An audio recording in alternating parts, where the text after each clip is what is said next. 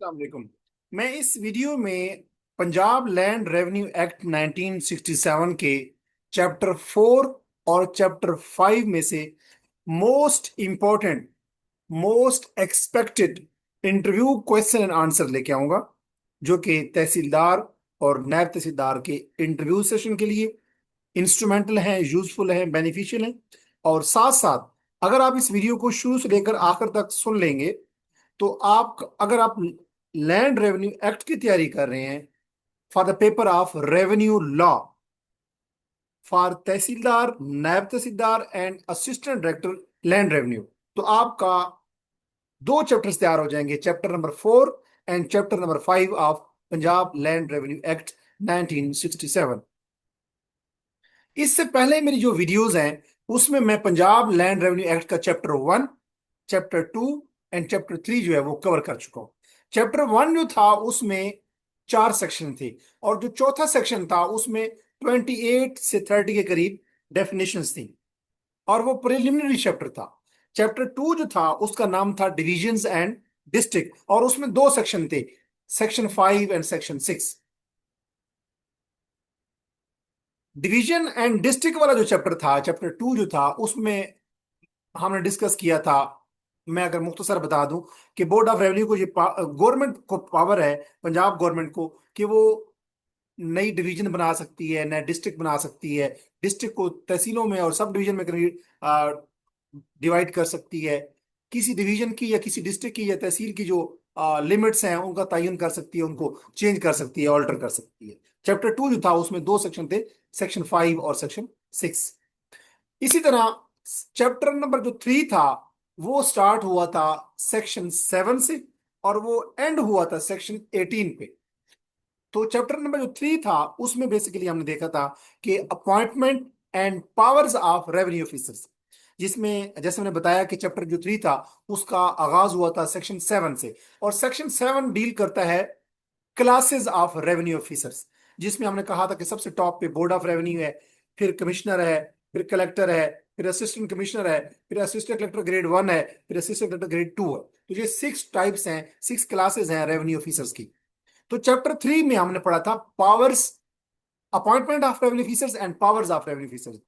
ये जो चैप्टर 3 था ये स्टार्ट हुआ था सेक्शन 7 से, और ये एंड हुआ था सेक्शन 18 पे।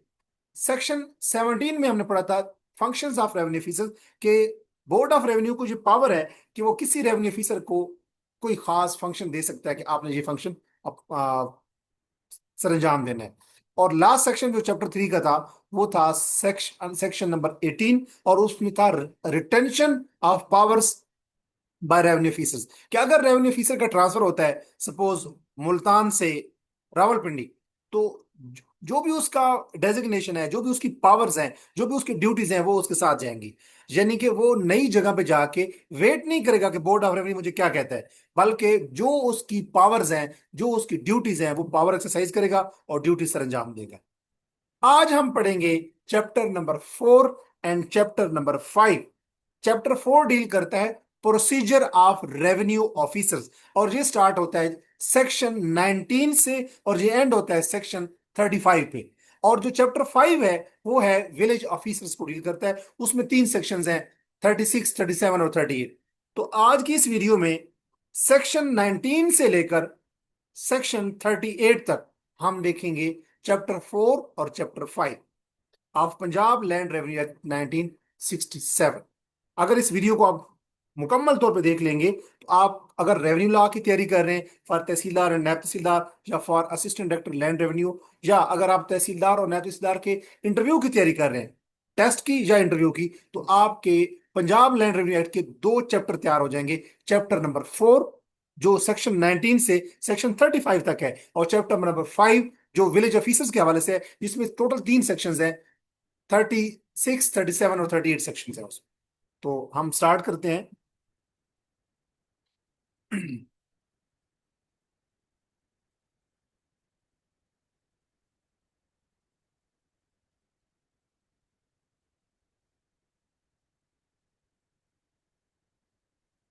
जी, उम्मीद है आपको ये स्क्रीन विजिबल होगी, इसके ऊपर जो चीज भी लिखी हुई है। मैं इसको मजीद विजिबल बनाने की कोशिश करता हूँ।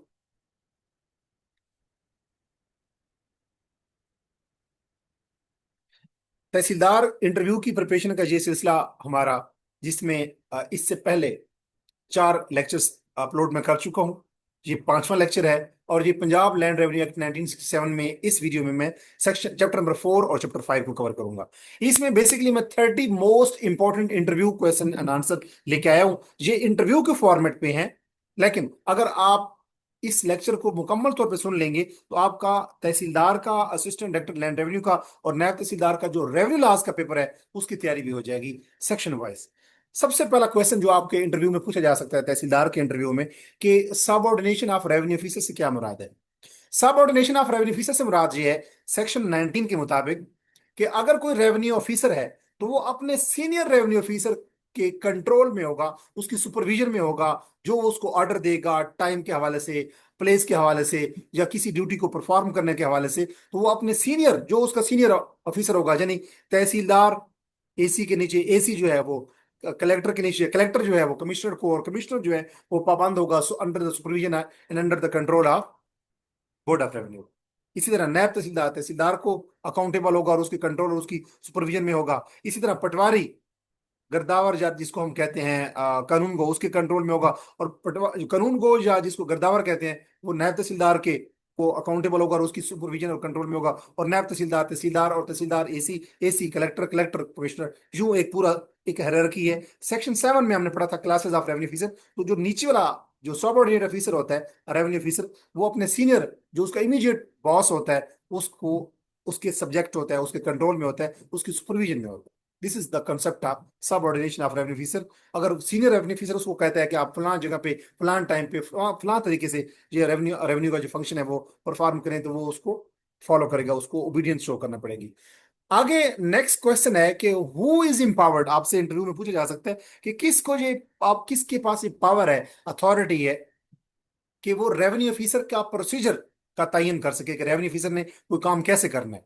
तो ये अथॉरिटी किसके पास है? ये बोर्ड ऑफ रेवेन्यू के पास। Board of revenue is is empowered कि वो रूल्स बना सकता है। लेकिन बोर्ड ऑफ रेवेन्यू पहले परमिशन किससे लेगा? पंजाब गवर्नमेंट से। तो who is empowered to make rules, question है, आपसे इंटरव्यू में पूछा जा सकता है कि रूल मेकिंग की पावर, रूल मेकिंग की अथॉरिटी, रूल किस चीज के लिए, कि रेवेन्यू ऑफिसर का प्रोसीजर क्या होगा। रेवेन्यू ऑफिसर का प्रोसीजर क्या होगा, इस हवाले से रूल्स कौन बना सकता है? बोर्ड ऑफ रेवेन्यू बना सकता है। साफ जाहिर है वो पहले प्रायर, पहले परमिशन लेगा रूल बनाने से पहले किस चीज की? पंजाब गवर्नमेंट के। And this is dealt in section number 20। Section 20 of Punjab land revenue act 1967 ये कहता है कि रूल मेकिंग की अथॉरिटी बोर्ड ऑफ रेवेन्यू के पास है। रूल किस चीज के हवाले से? प्रोसीजर ऑफ रेवेन्यू ऑफिसर के हवाले से। नेक्स्ट आपसे सवाल पूछा जा सकता है कि what powers can be included in procedural rules under section 20। कि सेक्शन 20 जो हमने अभी पढ़ा है, इसमें बोर्ड ऑफ रेवेन्यू को ये पावर है कि वो रेवेन्यू ऑफिसर्स के प्रोसीजर के हवाले से रूल्स बना सकता है। तो वो कौन कौन से उसके पास पावर्स हैं कि वो रेवेन्यू ऑफिसर के प्रोसीजर के हवाले से रूल बना सकता है बोर्ड ऑफ रेवेन्यू? जितने भी एजेक्टमेंट ऑर्डर्स होते हैं कि एक टेनेंट जो है उसको जमीन से निकाल देना, उसके हवाले से, उनके नफाज के हवाले से, एजेक्टमेंट ऑर्डर जो है उसकी इंप्लीमेंटेशन या उसको नाफिज अमल करने करने के हवाले से, अगर कोई जमीन है वो किसी के कब्जा में देनी है, उसको डिलीवरी ऑफ पोजेशन कहते हैं, इस हवाले से रूल बनाना। और जितने भी power similar to civil code regarding contempt and resistance, contempt कहते हैं जैसे तौहीन अदालत हो जाती है, तो उस हवाले से जितने भी रूल्स हैं जो सिविल कोड के जैसे रूल्स होते हैं। और रेजिस्टेंस के अगर कोई बंदा जो है, अगर कोई ऑर्डर दिया जाता है और आगे कोई बंदा रेवेन्यू ऑफिसर जो है वो रजिस्ट करता है, इस हवाले से जितने भी रूल्स होते हैं वो बोर्ड ऑफ रेवेन्यू बना सकता है। उसके बाद नेक्स्ट क्वेश्चन है, ये सेक्शन 20 जो था जिसमें बोर्ड ऑफ रेवेन्यू रूल्स बना सकता है रेवेन्यू ऑफिसर के प्रोसीजर के हवाले से, पंजाब गवर्नमेंट से परमिशन लेके, उसमें हमने बताया था कि कौन कौन से रूल्स वो बना सकता है। उसके बाद आपसे सवाल पूछे जा सकते हैं कि can revenue officers refer cases to subordinate officers? Yes. Section 20 ये भी कहता है कि अगर कोई रेवेन्यू ऑफिसर ये समझता है कि वो ऑक्युपाइड है और उसके पास टाइम नहीं है या डिले हो जाएगा, तो वो अपने से जो जूनियर, अपने से जो सबऑर्डिनेट रेवेन्यू ऑफिसर है उसको केस भेज सकता है, रेफर कर सकता है, ट्रांसफर कर सकता है कि आप इस मामले को देखें, प्रोब करें, रिसर्च करें, और फिर जो भी आपकी रिपोर्ट है वो मुझे भेजें, इनकी इन्वेस्टिगेट करके रिपोर्ट बना के अपने कमेंट्स के साथ, फिर वो उसको पार्टीज को सुनेगा और वो पार्टी को हेयर करने के बाद, सुनने के बाद डिसाइड करेगा। तो ये रेवेन्यू ऑफिसर को अथॉरिटी है, पावर है, ये भी सेक्शन 20 में ही है। सेक्शन 20 कौन सा था? जिसमें हमने कहा कि बोर्ड ऑफ रेवेन्यू को ये पावर है कि वो क्या कर सकते हैं, रेवेन्यू ऑफिसर के हवाले से, रेवेन्यू ऑफिसर के प्रोसीजर के हवाले से रूल बना सकता है board of revenue, with prior prior permission of Punjab government. उसके बाद अगर हम देखें कि who can appear before revenue officers, अगर कोई रेवेन्यू ऑफिसर है, अच्छा ये जो ऊपर वाला सेक्शन मैंने अभी बताया आपको कि क्या रेवेन्यू ऑफिसर को केस को रेफर कर सकते हैं, उसमें कमिश्नर रेफर करेगा किसको, अपने नीचे वाले को, कलेक्टर को। कलेक्टर किसको रेफर करेगा? असिस्टेंट कमिश्नर को। असिस्टेंट कमिश्नर किसको रेफर करेगा? AC 1 को। AC 1 किसको रेफर करेगा नीचे? AC 2 को। AC 2 टू किसको रेफर करेगा? तहसीलदार को। तहसीलदार किसको रेफर करेगा? नायब तहसीलदार को। नायब तहसीलदार किसको रेफर करेगा? कानून को। कानून को किसको रेफर करेगा? पटवारी को। तो ये इसको हम कहते हैं कि एक रेवेन्यू ऑफिसर वो नीचे वाले सबऑर्डिनेट रेवेन्यू ऑफिसर को केस रेफर कर सकता है। रेवेन्यू ऑफिसर की जो क्लासेस हैं उसमें हमने क्या पढ़ा था? Commissioner, collector, assistant commissioner, assistant collector 1, assistant collector 2। लेकिन तहसीलदार भी रेवेन्यू ऑफिसर होता है, जब तहसीलदार को पावर दे दी जाती है AC 1 की, असिस्टेंट कलेक्टर ग्रेड 1 की। अच्छा, इसी तरह रेवेन्यू ऑफिसर के सामने कौन अपीयर हो सकता है? रेवेन्यू ऑफिसर आपसे सवाल पूछा जा सकता है, तो आपने बताना है कि पंजाब लैंड रेवेन्यू एक्ट का जो सेक्शन 21 है उसके मुताबिक पार्टी खुद रेवेन्यू ऑफिसर के सामने पेश हो सकती है। रेवेन्यू ऑफिसर से मुराद वही है AC 1, AC 2 और इसी तरह असिस्टेंट कमिश्नर, कलेक्टर, कमिश्नर, ब्ला ब्ला। तो एक पार्टी खुद पेश हो सकती है रेवेन्यू ऑफिसर के सामने, या अपना कोई अथराइज्ड एजेंट या लीगल प्रैक्टिशनर यानी कि कोई अपना वकील करके भी पेश कर सकती है कि मेरी जगह पे ये अथराइज बंदा है, मेरी जगह पे ये लीगल प्रैक्टिशनर है, मेरा लीगल काउंसिल है, वो जा सकता है। या वो इलेक्ट्रॉनिक या डिजिटल अपीयरेंस भी दे सकता है, यानी कि अगर अगर वो अमेरिका में बैठा हुआ है तो वो जूम के जरिए, माइक्रोसॉफ्ट मीट के जरिए, किसी भी इलेक्ट्रॉनिक या डिजिटल अपीयरेंस के जरिए भी वो अपीयर हो सकता है कि ताकि उसकी हाजिरी लग जाए। तो ये तीन तरीके हैं जिससे कोई पार्टी रेवेन्यू ऑफिसर के जरिए अपीयर हो सकती है। यानी कि कौन रेवेन्यू ऑफिसर के सामने पेश हो सकता है? पार्टी खुद, या उसका कोई अथराइज्ड एजेंट या वकील, या हम कह सकते हैं कि वो डिजिटल अपीयरेंस के जरिए ऑनलाइन भी अपीयर हो सकती है। उसके बाद आपसे सवाल पूछा जा सकता है कि क्या पर्सनल अटेंडेंस जो है हमेशा रिक्वायर्ड होती है अगर लॉयर जो है वो इंगेज है? तो नो। अगर कोई रेवेन्यू ऑफिसर स्पेसिफिकली ये कह देता है कि एक बंदा जो है वो लाजमी मेरे सामने अपीयर हो, फिर तो मैंडेटरी बन जाता है। अदरवाइज पर्सनल अटेंडेंस जरूरी नहीं है, बंदे का वकील जो है वो भी इंगेज हो सकता है। यानी अगर मुझे बुलाया गया है असिस्टेंट कलेक्टर के जरिए, असिस्टेंट कमिश्नर के जरिए या कमिश्नर के जरिए, तो जरूरी नहीं है कि मैं ही जाऊं। हो सकता है कि मैं अपने मामलात में बिजी हूं, मैंने कोई अपने घर में अपनी फैमिलियल ऑब्लिगेशंस हो सकती हैं, मैं बीमार हो सकता हूं, मैं पाकिस्तान से बाहर हो सकता हूं। तो मेरी जगह जरूरी नहीं है कि मैं ही जाऊं, बल्कि मेरी जगह पे मैं इंगेज कर सकता हूं अपने लॉयर को, उसको मैं फी पे करूंगा, मेरा लॉयर जो है वो मेरी जगह पे जाएगा और बताएगा कि मैं फलां अजमल खान की जगह पे मैं उसका वकील हूँ। हाँ, अगर कमिश्नर या कलेक्टर या असिस्टेंट कमिश्नर या AC 1, AC 2 अगर वो खुद बाय नेम लिखता है कि जी फलां बंदा खुद आप हाजिर हो, तो फिर उसके लिए जरूरी है जो भी पार्टी है कि उसको खुद जाना पड़े। ये भी क्वेश्चन क्वेश्चन पूछे जा सकते हैं इंटरव्यू में। और क्या आर लीगल, आपसे सवाल नेक्स्ट पूछा जा सकता है, क्या लीगल प्रैक्टिशनर जो है उसकी जो फीस होती है that is always allowed as cost? अच्छा, ये बड़ा इंपॉर्टेंट क्वेश्चन है। मैं पार्टी हूं, मेरा केस किसी रेवेन्यू ऑफिसर के सामने है। अगर मैं कोई वकील करूंगा तो वकील की जो फीस मैं दे रहा हूं, पहले ही मेरा लॉ, जो मेरा राइट है वो इन्फ्रिंज हुआ पड़ा है, मेरी जमीन पे किसी ने कब्जा कर रखा है। अगर मैं वकील को हायर करता हूँ, वकील मुझसे 50,000, 60, 1.5 लाख, 2 लाख फीस लेता है, जो वो वक्तन फक्तन लेते रहते हैं। तो अब जो मुझे रिलीफ मिलना है, मैं उसमें ये कह सकता हूं कि मुझे ये जो मैंने वकील किया हुआ है उसका जो मैंने खर्चा किया है, हो सकता है जो मेरी जमीन है वो 5 लाख की हो, और वकील जो जमीन मेरी 5 लाख की है और वकील को भी मैं 2 लाख दे चुका हूँ। तो अब वो जमीन मुझे मिल भी जाए 5 लाख की, तो 2 लाख तो मैं खर्चा कर चुका हूँ। तो एक एक लीगल प्रैक्टिशनर जो है उसकी जो फीस होती है, क्या वो भी अवार्ड की जाती है एज ए कॉस्ट कि हाँ जी इस बंदे को ये कॉस्ट भी दी जाए?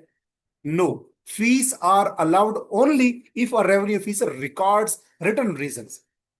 सेक्शन 21 के मुताबिक कि एक रेवेन्यू ऑफिसर की जो फीस होती है वो भी मैं लिखवा सकता हूँ कि मेरे रेवेन्यू ऑफिसर की मेरे बेसिकली लीगल जो प्रैक्टिशनर है, सॉरी नॉट रेवेन्यू ऑफिसर, मेरे जो लीगल प्रैक्टिशनर है, जो मेरा वकील है, उसको मैंने फी दी है, वो भी रिकॉर्ड करें।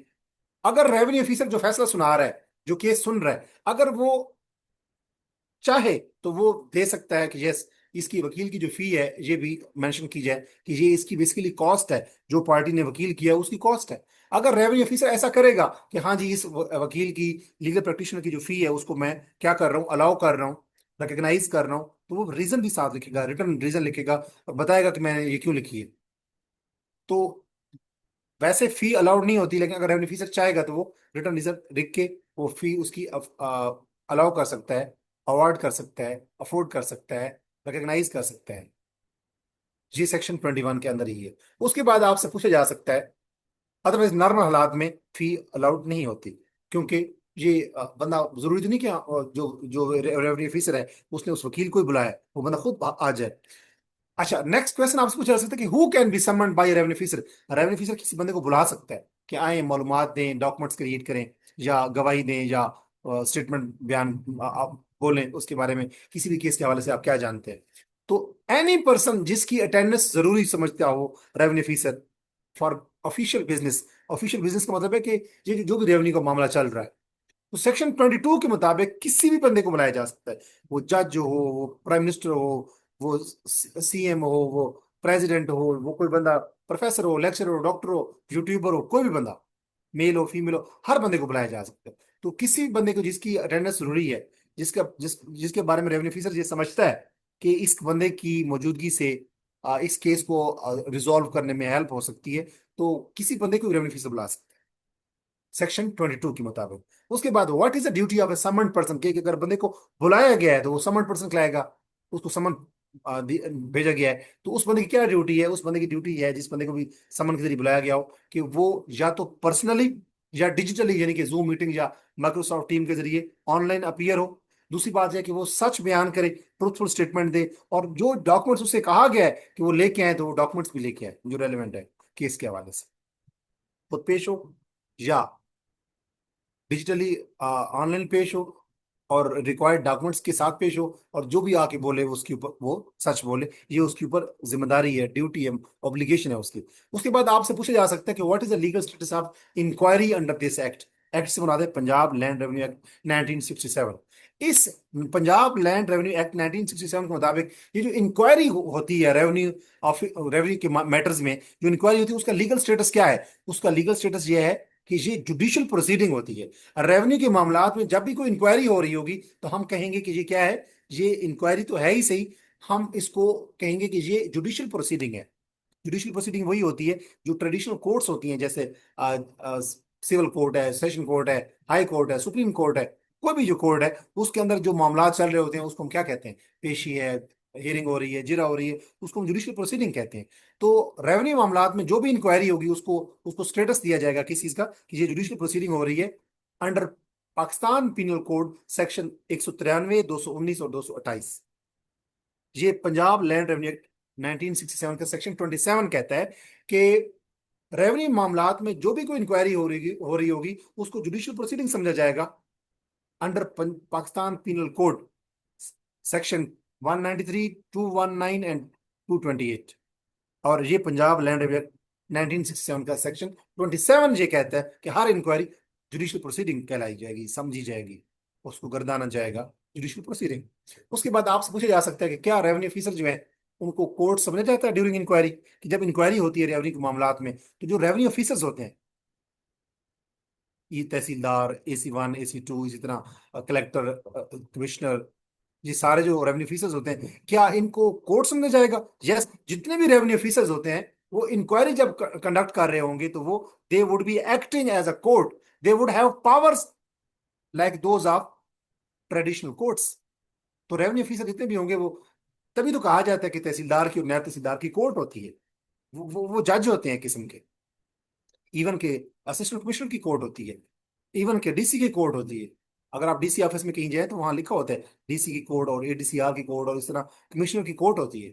कोर्ट का मतलब ये है कि वो वहां पे जज के तौर पे काम करते हैं रेवेन्यू मामलात को देखने के लिए। तो रेवेन्यू ऑफिसर कोर्ट समझे जाते हैं ड्यूरिंग इंक्वायरी। उसके बाद आपसे पूछा जा सकता है कि in what language do revenue officers function, कि रेवेन्यू ऑफिसर किन लैंग्वेजेस के अंदर जो है वो परफॉर्म करते हैं, in the language notified by government for that specific area. Section 28 ये कहता है पंजाब लैंड रेवेन्यू एक्ट 1967 का, कि बोर्ड ऑफ रेवेन्यू वैसे किसके अंडर होता है, पंजाब गवर्नमेंट। तो पंजाब गवर्नमेंट जो है वो नोटिफाई कर सकती है कि ये एरिया जो है ये मुल्तान का है, तो यहाँ पे जो रेवेन्यू ऑफिसर होगा वो सरायकी में बोलेगा, सरायकी में केस सुनेगा, क्योंकि वहां की कोई खातून है, मर्द है, तो वो तो उर्दू या अंग्रेजी शायद ना जानते हो या पंजाबी ना जानते हो। तो रेवेन्यू ऑफिसर अगर पंजाबी है या वो पश्तो स्पीकर है, तो वो तो नहीं वो अगर वो सरायकी में नहीं बोलता, पश्तो में ही बोलता रहता है, और जिसका केस है वो सरायकी में बोल रहा है, उसको समझ नहीं आएगी ना, वो समझा पाएगा। लिहाजा गवर्नमेंट जो है वो नोटिफाई करती है according to section 28 of Punjab land revenue act 1967 के किस एरिया में कौन सी लैंग्वेज है उसके अंदर रेवेन्यू ऑफिसर ने इंक्वायरी कंडक्ट करनी है या प्रोसीडिंग्स जो सुनना है लोगों को, या जिरा करनी है। तो मैं उम्मीद करता हूँ कि आपको समझ आ गई होगी कि सेक्शन 28 जो है पंजाब लैंड रेवेन्यू एक्ट 1967 का, वो डील करता है कि पंजाब गवर्नमेंट को ये अथॉरिटी है कि वो किसी स्पेसिफिक एरिया के लिए एक खास लैंग्वेज स्पेसिफाई कर दे, नोटिफाई कर दे कि रेवेन्यू ऑफिसर उस एरिया के जो है वो इस लैंग्वेज के अंदर मामला को सुनेंगे, डील करेंगे। उसके बाद आपसे पूछे जा सकते हैं कि when is the arrest of defaulter allowed. Defaulter कौन होता है, जिसने कोई एरियर्स देने होते हैं, जिसने कोई रेवेन्यू देना होता है, जिसको कोई कोर्ट ऑर्डर कर दे, रेवेन्यू ऑफिसर ऑर्डर कर दे कि आपने ये मामला करना है और वो ना करे, वो कोई वाजबात अदा ना करे, तो डिफॉल्टर हो जाता है ड्यू डेट डेट तक अगर नहीं पे करता। या आप सादा अल्फाज में उसने रेवेन्यू रेवेन्यू पे करना था, या उसने कुछ एरियर्स थे, वाजबात थे जो बकाए जाते वो देने थे, लेकिन वो उसने ड्यू डेट तक नहीं दिए, तो वो डिफॉल्टर हो गया। तो क्या डिफॉल्टर को अरेस्ट किया जा सकता है? कब किया जा सकता है? Only when a warrant is issued by competent revenue officer. Section 29 ये कहता है पंजाब लैंड रेवेन्यू एक्ट का, कि किसी बंदे को, किसी डिफॉल्टर को अरेस्ट नहीं किया जा सकता, सिर्फ उस सूरत में अरेस्ट किया जा सकता है जब competent revenue officer warrant issue करता है। तो कम कोई भी रेवेन्यू ऑफिसर नहीं कर सकता। कॉम्पिटेंट रेवेन्यू ऑफिसर जो भी उस केस देखा जाएगा कि उस केस में कमिश्नर कॉम्पिटेंट रेवेन्यू ऑफिसर है, या कलेक्टर, या असिस्टेंट कमिश्नर, या AC1 या AC2 जो भी है, या तहसीलदार। तो जो केस की नौयत के मुताबिक देखा जाएगा कि कॉम्पिटेंट रेवेन्यू ऑफिसर कौन है। कॉम्पिटेंट रेवेन्यू ऑफिसर जब वारंट इशू करेगा तब जाके उस डिफॉल्टर को क्या है, अरेस्ट किया जा सकता है। और ये कौन सा सेक्शन कहता है? Section 29 of Punjab land revenue act 1967। उसके बाद आपसे पूछा जा सकता है कि क्या रेवेन्यू ऑफिसर जो है वो किसी प्राइवेट लैंड के अंदर एंटर हो सकते हैं? यस। कोई ऑफिशियल पर्पस हो, कोई बिजनेस का फंक्शन हो, यानी कि कोई रेवेन्यू मामलात को देखना हो, पार्टीशन करनी हो, डिसाइड करना हो, किसी केस को इंस्पेक्शन करनी हो, मॉनिटरिंग करनी हो, या इन्वेस्टिगेशन करनी हो, तो एक रेवेन्यू ऑफिसर जो है वो ऑफिशियल पर्पस के लिए, फॉर एग्जाम्पल उसने कोई जमीन को मैयर करना है, या कोई बाउंड्री ड्रा करनी है, या असेसमेंट करनी है। असेसमेंट किस चीज की, कि इस एरिया के अंदर कितना रेवेन्यू गवर्नमेंट को मिलना चाहिए। तो लैंड रेवेन्यू असेसमेंट है, या डिमार्केशन जमीन की, जिनकी जो डिमार्क करते हैं, बाउंड्री लगाते हैं कि ये एरिया इस जगह का है, ये इस चीज का है, ये इस मौजा का है, ये इस सेक्शन का है, ये इस महाल का है, ये इस स्टेट का है। तो जमीन की मेजरमेंट, जमीन की डिमार्केशन, जमीन की असेसमेंट के लिए कोई रेवेन्यू ऑफिसर प्राइवेट लैंड में भी अपीयर हो सकता है। प्राइवेट लैंड वो होती है जो गवर्नमेंट की नहीं होती, जो पब्लिक नहीं होती, बल्कि किसी प्राइवेट पर्सन की होती है, प्राइवेट कंपनी की होती है। तो section 30 of Punjab land revenue act 1967 ये कहता है कि एक रेवेन्यू ऑफिसर जो है वो प्राइवेट लैंड में भी एंटर हो सकता है। Is entry allowed in residential house, कि अगर कोई रिहायशी घर है, क्या उसमें भी एंट्री हो सकती है किसी रेवेन्यू ऑफिसर की? हाँ, हो सकती है, लेकिन उसके लिए वो जो बंदा उस जगह पे रह रहा है उस घर में, उससे वो पहले कॉन्सेंट लेगा, इजाजत लेगा, या उसको कम से कम 7 डेज का पहले नोटिस देगा कि हम इस घर में एंटर होना चाहते हैं, मेजरमेंट के लिए, डिमार्केशन के लिए, या असेसमेंट के लिए, या किसी भी पर्पज के लिए जो लैंड रेवेन्यू एडमिनिस्ट्रेशन के हवाले से हो।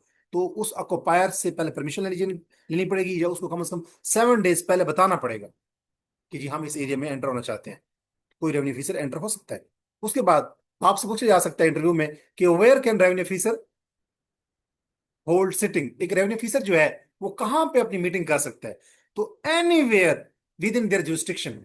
जैसे कमिश्नर अपनी पूरे डिवीजन में, जैसे कलेक्टर अपने पूरे डिस्ट्रिक्ट में, जैसे असिस्टेंट कमिश्नर अपने डिस्ट्रिक्ट या अपनी तहसील में, इसी तरह तहसीलदार अपनी तहसील में, नायब तहसीलदार भी अपनी अपना जो जुरिस्डिक्शन एरिया है, इसी तरह जो पटवारी अपने पटवार सर्कल में, और इसी तरह जो गिरदावर है, या जिसको हम कानून को कहते हैं, वो कानून को अपने कानून को सर्कल में वो सिटिंग कर सकते हैं। तो एक रेवेन्यू ऑफिसर जो है, रेवेन्यू ऑफिसर जब भी मैं वर्ड बोलता हूँ तो उसका वैसे मतलब होता है BUR, commissioner, collector, assistant commissioner, AC1 and AC2। तो जितने भी रेवेन्यू ऑफिसर्स हैं, वो जहां जहां उनकी टेरिटोरियल जुरिस्डिक्शन है, जिस एरिया में वो फंक्शन कर सकते हैं, अथराइज्ड हैं, वो उस जगह पे कहीं पे भी मीटिंग कंडक्ट कर सकते हैं। जरूरी नहीं है किसी खास ऑफिस में बैठे होंगे। और ये सेक्शन को किस सेक्शन में लिखा हुआ है? Section 31 of Punjab land revenue act 1967। इसी तरह are proceeding on holidays valid, कि अगर कोई रेवेन्यू ऑफिसर है, कमिश्नर है, कलेक्टर है, असिस्टेंट कमिश्नर है, AC1 AC2 है, कि अगर उसने छुट्टी वाले दिन, जिस दिन पब्लिक हॉलीडे है, चाहे वो 14 अगस्त है, चाहे वो 9-10 मुहर्रम है, चाहे वो जुम्मा है, चाहे वो इतवार है, कोई भी दिन है, गवर्नमेंट ने डिक्लेयर कर दी कि हॉलीडे है, क्या उस दिन भी वो कोई प्रोसीडिंग कर सकता है, केस सुन सकता है, या कोई कोई गवर्नमेंट का काम कर सकता है? Yes, they remain valid even if conducted on holiday. अगर किसी रेवेन्यू ऑफिसर ने कोई प्रोसीडिंग है, होल्ड की है, यानी कि उसने एग्जीक्यूट की है हॉलीडे वाले दिन भी, तब भी वो वैलिड होगी। इसलिए इनवैलिड नहीं होगी क्योंकि वो छुट्टी वाले दिन कंडक्ट की गई है। No, according to Section 32 of Punjab land revenue act 1967, कोई भी रेवेन्यू ऑफिसर छुट्टी वाले दिन भी ये काम कर सकता है। तो अगर वो छुट्टी वाले दिन काम करे तो वो काम इनवैलिड नहीं होगा। कोई बंदा ये नहीं कह सकता कि इसने इतवार वाले दिन ये फैसला सुना दिए, क्यों सुना दिए। नो, वो इतवार वाले दिन और अपनी जुरिस्डिक्शन में कहीं भी बैठ के भी फैसला सुना सकता है। उसके बाद आपसे पूछा जा सकता है कि what is the rule regarding official seals. Official seal ये होती है कि हर ऑफिस की अपनी सील होती है, मोहर होती है। उस वाले से क्या रूल है? According to Section 33 of Punjab land revenue act, government जो है वो प्रेस्क्राइब कर सकती है कि कौन से ऑफिसर ने किस किस्म की सील और कौन सा डिजाइन ऑफ सील जो है वो यूज करना है। कि अगर मैं तहसीलदार हूं, या कोई AC है, या कोई AC1 है, या AC2 है, या असिस्टेंट कमिश्नर है, या कमिश्नर है, या कलेक्टर है, तो गवर्नमेंट ऑफ पंजाब ये प्रेस्क्राइब करेगी कि फलान डेजिग्नेशन का जो ऑफिसर है वो इस किस्म की सील यूज करेगा, उस सील के ऊपर ये डिजाइन है। ये Section 33 है ऑफ पंजाब लैंड रेवेन्यू 1967। उसके बाद who decides cost of revenue proceedings. ये जो रेवेन्यू प्रोसीडिंग्स होती हैं, रेवेन्यू के जो मामला चल रहे होते हैं, रेवेन्यू के जो केसेस हो रही होते हैं, इंक्वायरीज हो रही होती हैं, जिरा हो रही होती है, इसकी जो कॉस्ट है उसका तयन कौन करता है? रेवेन्यू ऑफिसर के पास ये अथॉरिटी होती है, उसके पास ये डिस्क्रिप्शन है, उसका अख्तियार है, सवाबदीदी अख्तियार है उसका, कि वो अवार्ड करता है या अपोर्शन करता है। Section 34 of Punjab land revenue act 1967 के मुताबिक जो कॉम्पिटेंट रेवेन्यू ऑफिसर है वो कह सकता है कि ये जो केस हम सुन रहे हैं, इसकी कॉस्ट, जो बंदा केस कर रहा है उसको कॉस्ट भी तो चाहिए ना, जिसमें पहले बात कर चुका हूँ। तो उस कॉस्ट को अवार्ड करना और उसको अपोर्शन करना, इनकी उसके बारे में डिसाइड करना, ये कौन कर सकता है? रेवेन्यू ऑफिसर कर सकता है, according to Section 34 of Punjab land revenue act 1967। Next question जो आपसे पूछा जा सकता है, जो आपको जानना चाहिए, जिसके बारे में आपको पता होना चाहिए, कि must reasons be recorded for cost decisions. कि ये जो कोई केस चल रहा होता है रेवेन्यू का, उसकी जो कॉस्ट है, कॉस्ट के हवाले से जो डिसीजन है कि इस मामले में जो भी इस एक बंदे ने वकील की है उसकी जो कॉस्ट आई है, या जो बंदा अपने घर से ट्रैवल करके और जो फोटो कॉपियां करवाता रहा है, और जो भी उसने वकील किया है और उसने अपना टाइम निकाला है, उसकी कोई कॉस्ट होनी चाहिए जो उस बंदे को मिलनी चाहिए, अलॉन्ग विद रिलीफ। जो रिलीफ वो लेना चाह रहा है उसके साथ साथ अगर उसको रिलीफ मिल जाता है तो उसको कॉस्ट भी मिलनी चाहिए, उसको कॉस्ट अवॉइड करनी चाहिए। तो इसके बारे में अगर कोई रेवेन्यू ऑफिसर कहता है कि यस, इसको ये कॉस्ट या इसको ये रिलीफ मिलना चाहिए कि इसने इतना खर्चा भी किया है अपने केस पे, तो अगर वो रेवेन्यू ऑफिसर वो कॉस्ट को अवॉइड करता है तो क्या रीजन भी रिकॉर्ड करनी चाहिए? Yes, if cost are not awarded as per outcome, reason must be recorded. अगर कोई वो कॉस्ट के बारे में कहता है कि ये कॉस्ट होनी चाहिए, तो वो रीजन भी साथ रिकॉर्ड करेगा। उसके बाद नेक्स्ट क्वेश्चन है कि what is the penalty for non compliance of summon. अगर एक बंदे को एक समन भेजा गया कि आप आए, डॉक्यूमेंट प्रोड्यूस करें, आप स्टेटमेंट रिकॉर्ड करवाएं आके, और इस रेवेन्यू मामले में अपनी हेल्प हेल्प हेल्प करें, जो भी आपके पास एविडेंस है, और वो नहीं आता, तो उसको क्या पेनल्टी दी जाएगी? फाइन अप टू से मुराद है कि 10,000 तक, कम भी हो सकता है, 10,000 तक फाइन इंपोज हो सकता है। ये जो पुराना पंजाब लैंड रेवेन्यू एक्ट 1967 था, उसमें ये पेनल्टी थी 500 रुपए। ये अब रिवाइज हो चुका है, और आजकल जो फाइन है वो कितना है कि अगर किसी बंदे को समन भेजा गया है और वो नहीं आया तो 10,000। ये 10,000 क्यों कर दिया गया है? क्योंकि लोग नहीं जाते थे और सिर्फ उन्हें पता होता था कि अगर हम नहीं जाएंगे तो सिर्फ 500 रुपये फाइन होगा, फिर बुलाया जाएगा, नहीं जाएंगे फिर 500 रुपया। मतलब क्या, फाइन वैसे एक मरतबा ही होता है, नेक्स्ट टाइम जो है वो गवर्नमेंट को और एक्शन लेती है, लाइक उसको अरेस्ट करवा सकती है या इस तरीके से। लेकिन फाइन ये पहले 5 था, अब जो लेटेस्ट जो अमेंडमेंट है उसके मुताबिक पंजाब लैंड रेवेन्यू एक्ट 1967 का Section 35 के मुताबिक अगर किसी बंदे को समन इशू किया जाता है और वो नहीं आता, नॉन कंप्लायंस करता है, तो उसको फाइन 10,000 तक हो सकता है। नॉट 10,000। 10,000 तक, 10,000 भी हो सकता है, इससे कम भी हो सकता है, 500, 1,000, 1,500, 2,000, 2,500, 3,000, 5,000, 8,000, 9,000, 9500, कुछ भी, अगर रेवेन्यू ऑफिसर की डिस्क्रिप्शन के ऊपर है।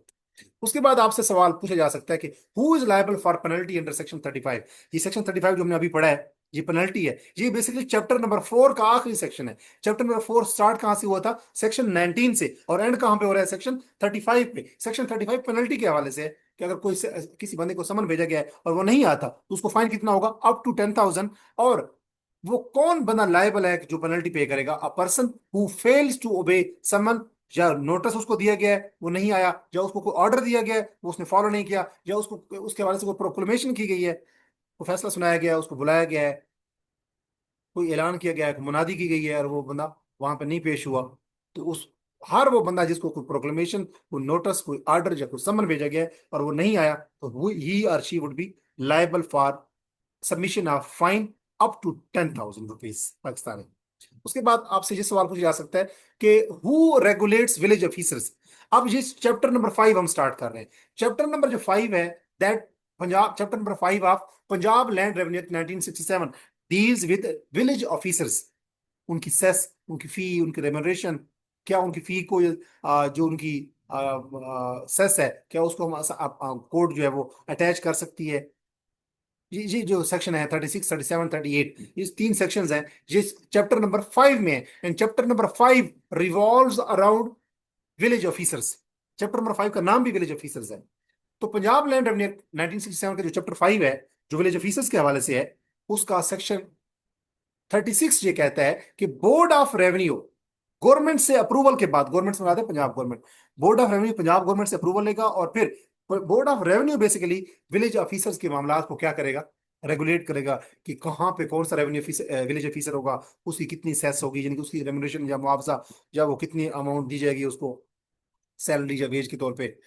तो board of revenue basically regulate करता है विलेज ऑफिसर के तमाम मामला। ये विलेज ऑफिसर की ड्यूटीज क्या होंगी, एक विलेज ऑफिसर को रेमुनरेशन क्या होगी, एक विलेज ऑफिसर की जुरिस्डिक्शन, टेरिटोरियल जुरिस्डिक्शन क्या होगी, एक विलेज ऑफिसर की ड्यूटीज या फंक्शंस क्या होंगे। तो एक जो विलेज ऑफिसर्स होते हैं उनको रेगुलेट कौन करता है? Board of revenue. हाँ, बोर्ड ऑफ रेवेन्यू साहब जरा पहले प्रायर प्रायर परमिशन लेगा किस चीज से? पंजाब गवर्नमेंट से। तो ये सेक्शन 36 कहता है of chapter number 5 of Punjab land revenue 1967। तो सेक्शन 36 कहता है कि बोर्ड ऑफ रेवेन्यू रेगुलेट करता है विलेज ऑफिसर्स की मामलात को with the prior permission of Punjab government. उसके बाद आपसे सवाल पूछा जा सकता है, जो सेकंड लास्ट क्वेश्चन है, कि what aspects of village officers are regulated. कि विलेज ऑफिसर के हवाले से हमने कहा कि बोर्ड ऑफ रेवेन्यू उनको रेगुलेट करता है, तो कौन कौन सी चीजों को रेगुलेट करता है? जैसे मैंने कहा कि विलेज ऑफिसर की अपॉइंटमेंट, एक विलेज ऑफिसर की ड्यूटीज क्या होंगी, उसके फंक्शंस क्या होंगे, एमोलुमेंट्स, उसको कौन कौन से बेनिफिट्स दिए जाएंगे, उसको पनिश किया जा सकता है, कब किया जा सकता है, कहाँ पे किया जा सकता है, क्यों किया जा सकता है, और उसको अगर सस्पेंड करना हो तो एक विलेज ऑफिसर की को रिमूव करना। सस्पेंड होता है कि कुछ टाइम के लिए वो सस्पेंशन हो जाती है, वो ही और शी रिमेन्स अंडर सस्पेंशन, और वो परफॉर्म नहीं करेगा फंक्शन। तो एक विलेज ऑफिसर की अपॉइंटमेंट, उसके एमोलुमेंट्स, उसकी तनख्वाह शनख्वाह, रेम्यूनरेशन, वो कौन कौन सी ड्यूटी या फंक्शन करेगा, उसको पनिशमेंट, उसको सस्पेंड कब किया जा सकता है, किन बुनियादों पर किया जा सकता है, और उसको रिमूव कब किया जा सकता है, किन बुनियादों में किया जा सकता है, किन किन किन वजह से उसको रिमूव किया जा सकता है या सस्पेंड किया जा सकता है, उसको पनिशमेंट कितनी दी जानी चाहिए, कब दी जानी चाहिए, क्यों दी जानी चाहिए, उसकी रेमुनरेशन या उसका एमोलुमेंट या बेनिफिट्स, फ्रिंज बेनिफिट्स क्या होंगे, मुआवजा जिसको हम सेस कहते हैं, या एक लीजिए की ड्यूटी या फंक्शन क्या होंगे, उसकी अपॉइंटमेंट कब होगी, कौन किस बंदे को अपॉइंट किया जाएगा, कितने टाइम के लिए अपॉइंट किया जाएगा। तो ये सारे मामला जो हैं, ये बोर्ड ऑफ रेवेन्यू देखता है with prior permission of Punjab government under section 36। उसके बाद आपसे जो लास्ट क्वेश्चन है इस हमारे इस वीडियो का, कि what is village officer cess. कि विलेज ऑफिसर की जो सेस है, लास्ट क्वेश्चन नहीं है सॉरी, ये 30 क्वेश्चन है, ये 25 क्वेश्चन तक हम पहुंचे हैं। मैंने गलती से कह दिया कि ये लास्ट क्वेश्चन है, इस वीडियो में 30 क्वेश्चन है, तो अभी 5 क्वेश्चन रहते हैं। विलेज ऑफिसर की सेस से क्या मुराद है? ये what is the village officer cess? A tax up to 5% of land revenue impose to pay village officers. एक टैक्स है जो कि लैंड रेवेन्यू जो का 5% है। लैंड रेवेन्यू वही है जो गवर्नमेंट टैक्स वसूल करती है लोगों से। तो लैंड रेवेन्यू का जो 5% है, जो बेसिकली दिया जाता है किनको? विलेज ऑफिसर्स को, जो पे किया जाता है विलेज ऑफिसर को, उसको हम कहते हैं विलेज ऑफिसर सेस। और ये 5% होता है। 5% किस चीज का? लैंड रेवेन्यू का। यानी कि जो एग्रीकल्चर जमीन है उसके ऊपर जो टैक्स होता है, जिसको रेवेन्यू कहते हैं। जो रेवेन्यू इसलिए कहते हैं, गवर्नमेंट के लिए वो आमदनी है, गवर्नमेंट के लिए महसूल है, और लोगों के लिए वो क्या है, किस्म का खर्चा है। लोगों के ऊपर एक किस्म का टैक्स है। तो ये लैंड रेवेन्यू जो गवर्नमेंट कलेक्ट करती है उसका 5% गवर्नमेंट विलेज ऑफिसर को पे करती है, उसको क्या कहते हैं, cess, according to section 37 of Punjab land revenue act 1967। और ये सेक्शन 36 जो लैंड रेवेन्यू विलेज ऑफिसर के हवाले से है, और सेक्शन 37 विलेज ऑफिसर की सेस के हवाले से है। और इस तरह सेक्शन 38, ये 36, 37, 38 ये क्या है, कौन से चैप्टर में है, चैप्टर नंबर 5 में, that is called village officers in Punjab land revenue act 1967। उसके बाद who controls village officer cess, village officer की सेस को कौन कंट्रोल करता है, अभी हमने पढ़ा सेक्शन 36 में कि विलेज ऑफिसर जो है उनकी अपॉइंटमेंट, उनकी अमॉल्यूमेंट्स, उनकी ड्यूटीज, उनके फंक्शंस, उनकी सस्पेंशन, उनकी पनिशमेंट, उनकी रिमूवल, उनकी तमाम जो चीजें हैं, ये बोर्ड ऑफ रेवेन्यू करता है with prior permission of Punjab government. उसके बाद आपसे सवाल पूछा जा सकता है कि can village officers remuneration be attached in court, कि क्या कोर्ट के अंदर एक विलेज ऑफिसर जो होता है जिसको 5% ऑफ लैंड रेवेन्यू सेस दी जाती है, क्या उसकी ये रेमुनरेशन या जो मुआवजा है जिसको सेस कहते हैं 5% जो उसको दिया जाता है, क्या इसको गवर्नमेंट कोर्ट अटैच कर सकती है कि ये आपको नहीं दिया जाएगा, उसको जब्त करना या उसको कुर्क कर देना, उसको खत्म कर देना? No, it is protected from attachment in the execution of decrees. अगर कोई कोर्ट को फैसला सुना रही है, डेक्री सुना रही है, तो कोर्ट को ये अख्तियार नहीं है कि विलेज ऑफिसर की 5% जो रेमुनरेशन है उसको क्या करे, वो अटैच कर दे। एक विलेज ऑफिसर से कोई गलती भी हो सकती है, लेकिन कोर्ट को ये अख्तियार नहीं है कि वो एक विलेज ऑफिसर की जो तनख्वाह है, 5% ऑफ लैंड रेवेन्यू जो सेस है, जो मुआवजा है, जो रेमुनरेशन है, उसको ही अटैच करके रख दे कि आपने ये गलती की थी, आपने ये अपनी जिम्मेदारी पूरी नहीं निभाई, लिहाजा आपकी तनख्वाह को हमने अटैच कर दिया, जिनके खत्म जब्त कर दिए, या जो आपको नहीं मिल सकता। No, according to section 38 of chapter 5 Punjab land revenue act 1967, court ये विलेज ऑफिसर को प्रोटेक्शन हासिल है कि उसकी जो रेमुनरेशन है, जो उसकी सेस है, जो एक्चुअली 5% ऑफ लैंड रेवेन्यू है, उसको प्रोटेक्शन हासिल है, वो उसको अटैच नहीं कर सकती कोई court, according to section 38 of land revenue act 1967। और can village officers assign or transfer their remuneration, क्या एक रेवेन्यू ऑफिसर जो है वो अपनी जो रेमुनरेशन है उसको कोई ट्रांसफर कर सकता है या असाइन कर सकता है किसी और बंदे को? नो, एनी असाइनमेंट या charge is wide under rules unless rules permitted. वैसे जो रूल्स इस टाइम प्रिवेल कर रहे हैं उस मुताबिक कोई रेवेन्यू ऑफिसर अपने रेमुनरेशन को किसी और को आगे ट्रांसफर नहीं कर सकता या किसी और को आगे असाइन नहीं कर सकता। अगर रूल्स परमिट करें तो ऐसा हो भी सकता है, लेकिन अभी तक ये रूल अलाउ नहीं करते। उसी तरह आखिरी सेकंड लास्ट क्वेश्चन है कि why is section 27 important for exams? ये जितने भी हमारे एग्जाम्स हैं रेवेन्यू लॉज के, या रेवेन्यू लॉज के जो जो तहसीलदार, नायब तहसीलदार, जो एडीआर के जो इंटरव्यू हैं, उसमें सेक्शन 27 इंपॉर्टेंट क्यों है? आपसे पूछा जा सकता है कि पंजाब लैंड रेवेन्यू एक्ट 1967 का सेक्शन 27 क्यों इंपॉर्टेंट है? तो सेक्शन 27 में बेसिकली हमने जुडिशियल प्रोसीडिंग के बारे में पढ़ा था कि जितने भी रेवेन्यू के मामलात होते हैं उसमें जो इंक्वायरीज हो रही होती हैं, इंक्वायरीज को स्टेटस हासिल होता है किसी का जुडिशियल प्रोसीडिंग का। हमने उसमें सेक्शन भी पढ़े थे, पाकिस्तान पीनल कोड सेक्शन 219, इसी तरह सेक्शन 293 और सेक्शन 228। अगर हम इसको दोबारा रिपीट कर लें तो बेहतर हो जाएगा, हम रिकॉल कर पाएंगे। मैं दोबारा दिखा देता हूँ आपको सेक्शन 27 के अंदर कौन कौन से ये, according to what is the legal status of inquiry under this act. तो पाकिस्तान पीनल कोड के section 193, 219 and 228, Pakistan penal code के ये जो सेक्शन 3 है, ये वो बेसिकली इन्हीं को डील करते हैं कि ये जो जुडिशियल प्रोसीडिंग होती है, तो कोई भी इंक्वायरी हो रही होगी रेवेन्यू मामलात में, तो उसको स्टेटस मिलेगा किस चीज का, ये जुडिशियल प्रोसीडिंग हो रही है according to section 193, 219 and 228 of Pakistan penal code. जो एलएलबी के जो स्टूडेंट्स होते हैं दे नो वेरी वेल कि पाकिस्तान पीनल कोड क्या है, ताजीरात पाकिस्तान जिसको हम कहते हैं। तो अगर हम बात करें कि सेक्शन 27 क्यों इंपॉर्टेंट है, उसकी रीजन ये है कि because it establishes that revenue proceedings, revenue के जितने भी मामलात हैं, इंक्वायरीज हो रही होती हैं, आर जुडिशियल इन नेचर। वो क्या है, जुडिशियल है in nature, making it a frequently asked conceptual question. तो ज्यादातर ये जो है इसी बुनियाद पे ये क्वेश्चन पूछा जाता है। सिंपली ये इसका जवाब है कि ये चैप्टर सेक्शन 27 क्यों इंपॉर्टेंट है, या what is section 27 of Punjab land revenue act 1967। तो आप ये कहेंगे कि revenue proceedings are judicial in nature. हम सिंपली ये कह सकते हैं कि सेक्शन 27 ये कहता है, हम ये कह सकते हैं कि section 27 states that revenue proceedings are judicial in nature. कि जितनी भी रेवेन्यू प्रोसीडिंग्स हो रही होंगी, they have the legal status of judicial proceedings under section, यहां पे मैं लिख सकता हूं, under under sections 193, 219 and 228 of Pakistan penal code. ये पाकिस्तान पिनल कोड क्या है? ताजीरात पाकिस्तान है। और आखिरी क्वेश्चन है हमारी आज की वीडियो का, what is the overall significance of chapter number 4 and chapter number 5।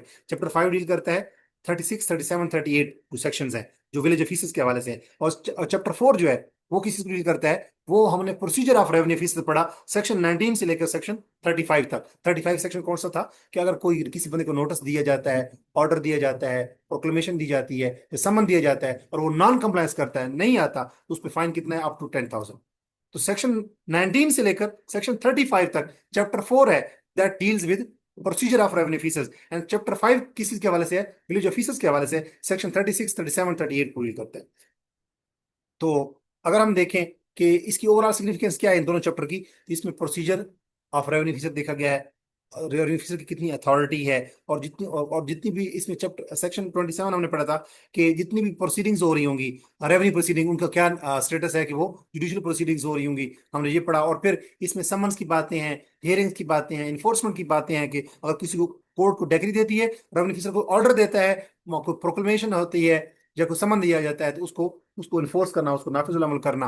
लोग पाबंद हैं कि वो आए और ट्रूथफुल स्टेटमेंट दें। और इसमें विलेज ऑफिसर की का रोल, उनकी अपॉइंटमेंट, उनकी प्रोटेक्शन और उनकी रेमुनरेशन, उनकी सेस के हवाले से बातें हैं कि उनकी 5% ऑफ लैंड रेवेन्यू, 5% को सेस दिया जाता है, और उनके रेवेन्यू को, रेमुनरेशन को अटैच नहीं किया जा सकता। अटैचमेंट पॉसिबल नहीं है। जो हमने पढ़ा था वो किस सेक्शन में हमने पढ़ा था? वो हमने पढ़ा था सेक्शन 38 में, कि एक एक विलेज ऑफिसर है, उसकी जो रेमुनरेशन है, जो उसकी सेस है, जो 5% ऑफ लैंड रेवेन्यू है, उसको कोई कोर्ट अटैच नहीं कर सकती। ये सेक्शन 38 हमने पढ़ा था। तो अगर ये बेसिकली चैप्टर 4 और चैप्टर 5 में हमने ओवरऑल पढ़ा है। सबसे इंपॉर्टेंट क्वेश्चन जो आज की इस वीडियो में हमने देखा, कि why are revenue officers given judicial powers. ये भी आपसे सवाल पूछा जा सकता है इंटरव्यू में, तहसीलदार के इंटरव्यू में, कि रेवेन्यू ऑफिसर को जुडिशियल पावर्स दी क्यों जाती हैं, कब दी जाती हैं। हम अभी हमने पढ़ा है सेक्शन 27। सेक्शन 27 किसी चैप्टर, कौन से चैप्टर में है? जिस चैप्टर में सेक्शन 19 से लेकर सेक्शन 35 तक कौन सा सेक्शन है? चैप्टर नंबर 4 में, जो जुडिशियल ऑफिसर्स के, जो रेवेन्यू ऑफिसर्स के प्रोसीजर के हवाले से है, उसमें सेक्शन 27 हमने अभी पढ़ा, बार बार पढ़ा बल्कि, कि हमने कहा कि रेवेन्यू की जितनी भी प्रोसीडिंग्स होंगी, उनको लीगल स्टेटस कौन सा हासिल है? कि वो जुडिशियल प्रोसीडिंग्स है under section 193, 219 and 228 of Pakistan penal code. तो रेवेन्यू ऑफिसर्स को जुडिशियल पावर्स क्यों दी जाती हैं? जुडिशियल पावर का मतलब है कि उनको अदालतों की ताकत क्यों दी जाती है, अदालत की अख्तियारात क्यों दी जाती हैं। तो जहां जहां पे रेवेन्यू ऑफिसर बैठा होगा, AC1, AC2, assistant commissioner, collector या कमिश्नर, बेसिकली वो क्या होगा? वो जज होगा, वो बेसिकली वो कोर्ट के तौर पे काम कर रहा होगा, वो कोर्ट के पावर्स एक्सरसाइज कर सकता है। तो वो लोगों को समन बुला दे सकता है, इशू कर सकता है, इवन लोगों को अरेस्ट करवा सकता है, फाइन कर सकता है, फैसला सुना सकता है। तो रेवेन्यू ऑफिसर्स को जुडिशियल पावर्स क्यों दी जाती हैं?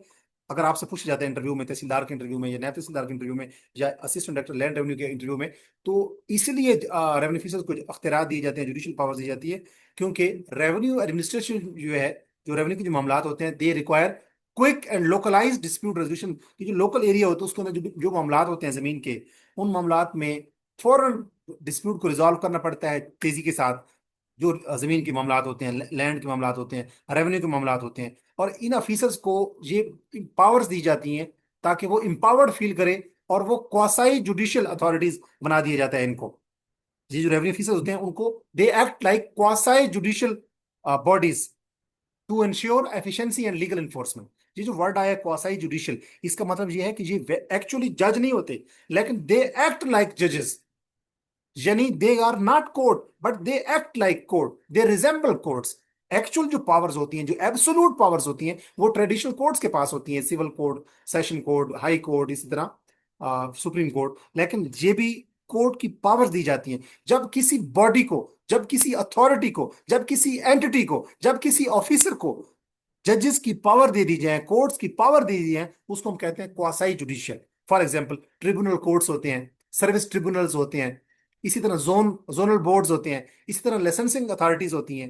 ये सारी क्या होती है? या कमीशंस होते हैं, वो क्या होती हैं, वो सारे क्वासाई जुडिशियल होते हैं। एक्चुअली जुडिशियल नहीं होते, एक्चुअली कोर्ट्स नहीं होती, but they act like courts, they act like जजेस। तो उनके जितने भी अख्तियारात होते हैं, वो केस सुन सकते हैं, वो केस डिसाइड कर सकते हैं, वो समन इशू कर सकते हैं, वो इंक्वायरी कर सकते हैं, वो फाइन कर सकते हैं, वो केस डिसाइड कर सकते हैं, वो लॉ इन्फोर्समेंट कर सकते हैं रेवेन्यू के मामलात में। उनके वो सारे काम कर सकते हैं, लेकिन एब्सोलूट पावर्स उनकी नहीं होती। क्यों? क्योंकि एब्सोलूट पावर्स जजेस के पास होती हैं, ट्रेडिशनल कोर्ट्स के पास होती हैं। लिहाजा इनके जितने भी फैसले होते हैं उनके खिलाफ अपील की जा सकती है। उनके खिलाफ कोई बंदा जा सकता है कि काइंडली इस सीनियर ऑफिसर के पास, कि काइंडली इस जो जो जूनियर ऑफिसर ने, सबऑर्डिनेट ऑफिसर ने, लाइक वो AC1 ने, AC2 ने, या कलेक्टर ने, या असिस्टेंट कमिश्नर ने, या जो कमिश्नर ने जो फैसला सुनाया, काइंडली इसको रिवाइज किया जाए, इसने मुझे मेरा राइट इन्फ्रिंज हो गया है। लिहाजा वो अपील लोग कर सकते हैं, रिवाइज कर सकते हैं। और इवन जो कोर्ट्स होती हैं, हाई कोर्ट, सुप्रीम कोर्ट, वो भी इन केसेस को, जो इन लोगों ने, जिनके रेवेन्यू ऑफिसर्स ने सुनाए होते हैं केसेस, हल हल किए होते हैं, फैसले सुनाए होते हैं, जज डेक्रीज या जो जिसको ऑर्डर्स कहते हैं, वो सुनाए होते हैं, उनके खिलाफ जो ट्रेडिशनल जो सिविल कोर्ट्स होती हैं, उसमें अपील की जा सकती है। तो जो रेवेन्यू ऑफिसर्स होते हैं उनको जुडिशियल पावर्स दी जाती हैं, ताकि जो रेवेन्यू के मामला आते हैं, जो लैंड के मामला आते हैं, उसमें एफिशिएंसी के साथ क्विक डिस्प्यूट रेजोल्यूशन हो सके, और लॉ इन्फोर्समेंट को इंश्योर किया जा सके। ड्यूटी आप कह सकते हैं कि जस्टिस को इंश्योर करने के लिए, quick and effective and efficient dispute resolution के लिए और जस्टिस की प्रोविजन के लिए इनको जुडिशियल पावर्स दी जाती हैं, क्वासाई जुडिशियल पावर दी जाती है। तो मैं उम्मीद करता हूं कि ये वीडियो लेक्चर, जिसमें हमने दो सेक्शन चैप्टर पढ़े, chapter number 4 and chapter number 5। Chapter number 4 किसी से डील करता था? रेवेन्यू ऑफिसर्स की, आप कह सकते हैं, रेवेन्यू ऑफिसर्स के आपके हवाले से आप कह सकते हैं कि जी, उनके जितने भी प्रोसीजर्स हैं, उस वो सेक्शन 19 से लेकर सेक्शन 35 तक। और चैप्टर 5 किसी से डील करता है विलेज ऑफिसर के साथ, जिसमें सेक्शन 36, 37 और 38 है। 38 सेक्शन में हमने पढ़ा था कि जो विलेज ऑफिसर की जो सेस है उसको कोर्ट अटैच नहीं कर सकते। और सेक्शन 36 में हमने पढ़ा है कि विलेज ऑफिसर को क्या होती है, विलेज ऑफिसर को कि एमालूमेंट्स पढ़ना, उसके बेनिफिट्स पढ़ना, उसके पर्क्स प्रिविलेजेस, वो सारी चीजें पढ़नी। और उसमें हमने, इसी चैप्टर 5 में हमने पढ़ा कि विलेज ऑफिसर की जो सेस होती है वो क्या होती है, that is 5% of basically land revenue. और ये हमने पढ़ा बेसिकली, और विलेज ऑफिसर के जितने मामला, ये सेक्शन 37 में तक पढ़ा था हमने। सेक्शन 37 कहता है कि विलेज ऑफिसर को लैंड रेवेन्यू का 5% तनख्वाह या मुआवजा या रेमुनरेशन दी जानी चाहिए, जिसको हम कहते हैं सेस। तो सेस जो है वो सेक्शन 37 में है। 38 में है कि उस सेस को कोई कोर्ट अटैच नहीं कर सकती। और सेक्शन 36 में हमने पढ़ा था कि विलेज ऑफिसर जो है, वो उसके मामलात को कौन रेगुलेट करता है, board of revenue with the prior approval of या prior permission of Punjab government. तो ये दो चैप्टर हमने पढ़े आज के इस वीडियो लेक्चर में। पंजाब लैंड रेवेन्यू एक्ट 1967 के दो chapter, chapter number 4 that deals with procedure of revenue officer, and that starts from section 19 and that ends at section 35, which is actually penalty, जो अप टू 10,000 हो सकती है। अगर किसी बंदे को समन, नोटिस, ऑर्डर या प्रोक्लेमेशन दी गई और उसने नॉन कंप्लायंस की, तो उसको 10,000 तक फाइन कर सकता है रेवेन्यू ऑफिसर। तो सेक्शन 19 से सेक्शन 35 तक चैप्टर 4 है, जो डील करता है पंजाब लैंड रेवेन्यू 1967 का। जो सेक्शन 4 है वो डील करता है प्रोसीजर ऑफ रेवेन्यू ऑफिसर। और सेक्शन जो चैप्टर 5 है, that deals with the village officers, उनको रेगुलेट करना, उनके एमॉल्वमेंट्स, उनको उनकी सेस कितनी है, क्या उनकी सेस को अटैचमेंट उनकी कोई कोर्ट अटैच कर सकती है, नहीं कर सकती, सेक्शन 37 के मुताबिक। और इसी तरीके से हमने सेक्शन 37 बेसिकली सेस के बारे में है कि विलेज ऑफिसर को 5% ऑफ लैंड रेवेन्यू सेस दी जानी चाहिए, रेमुनेशन दी जानी। और सेक्शन 38 डील करता है कि उनकी सेस को, रेमुनेशन को, जो विलेज ऑफिसर की रेमुनेशन है, उसको कोई कोर्ट अटैच नहीं कर सकती। तो ये 36, 37, 38 जो तीन सेक्शन है, ये है पांचवें चैप्टर में, जो विलेज ऑफिसर के हवाले से डील करते हैं। तो ये सेक्शन चैप्टर 4 और चैप्टर 5 हमने पढ़े पंजाब लैंड रेवेन्यू एक्ट के हवाले से। और ये जो जितने भी क्वेश्चन आंसर हमने पढ़े, ये बेसिकली इंटरव्यू फॉर्मेट पे थे कि नायब तहसीलदार, असिस्टेंट डायरेक्टर लैंड रेवेन्यू या नायब तहसीलदार का अगर इंटरव्यू है, तो रेवेन्यू लॉ से आपसे ये सवाल पूछे जा सकते हैं पंजाब लैंड रेवेन्यू एक्ट 1967 के चैप्टर 4 और चैप्टर 5 से। मैं अपनी आने वाली वीडियो में जो बाकी चैप्टर्स हैं पंजाब लैंड रेवेन्यू एक्ट 1967 के, वो कवर करने की कोशिश करूंगा। अगर आप मेरे पेड सेशन को ज्वाइन करना चाहते हैं, जो टेस्ट प्रिपरेशन और इंटरव्यू प्रिपरेशन के हवाले से है, नायब तहसीलदार और तहसीलदार के हवाले से, तो आप इस वीडियो के कमेंट सेक्शन में जाएंगे तो पहला जो लिंक होगा उसमें एक पोस्टर होगा, उस पोस्टर में मेरा व्हाट्सएप नंबर मेंशन होगा। आप मेरे व्हाट्सएप नंबर पर रब्ता करके मेरे पेड सेशन को ज्वाइन कर सकते हैं। My paid session is serving as a platform for test preparation as well as interview preparation for naib tehsildar, tehsildar and assistant director land revenue, जिसमें Punjab land revenue 1967 land acquisition act 1894, Punjab tenancy act 1887 और board of revenue act 1957। ये चारों act basically cover मैं करवाऊंगा। इसमें जो मेरे paid member होंगे, एनरोल्ड मेंबर होंगे, उनको पीडीएफ भी प्रोवाइड की जाएगी, उनको रेगुलर टेस्ट भी दे दिए जाएंगे और उनको उनके मॉक इंटरव्यूज भी कंडक्ट किए जाएंगे। अपना बहुत सारा ख्याल रखिएगा। अगर आप मेरे चैनल के ऊपर न्यू हैं, आप इस वीडियो को आपने यूजफुल पाया है, तो इस वीडियो के नीचे कमेंट सेक्शन में जरूर अपने कमेंट से मुझे इन्फॉर्म करें, अपने फीडबैक से। और अगर ये वीडियो पसंद आई है तो इस वीडियो को उन लोगों के साथ जरूर शेयर करें जो नायब तहसीलदार, तहसीलदार या असिस्टेंट डायरेक्टर लैंड रेवेन्यू की तैयारी कर रहे हैं, या जो तहसीलदार और नायब तहसीलदार के इंटरव्यू की तैयारी कर रहे हैं। और अगर आप मेरे चैनल के ऊपर न्यू हैं, तो मैं इस चैनल को इंग्लिश विद मकान को सब्सक्राइब कीजिए, ताकि इस किस्म की वीडियोस आप तक बर वक्त पहुंच रहे। अपना और उन लोगों का ख्याल कीजिए जो आपसे जुड़े हुए हैं। आने वाली वीडियो तक मुझे दीजिए इजाजत। अगली वीडियो में मिलते हैं। अल्लाह नगहबान।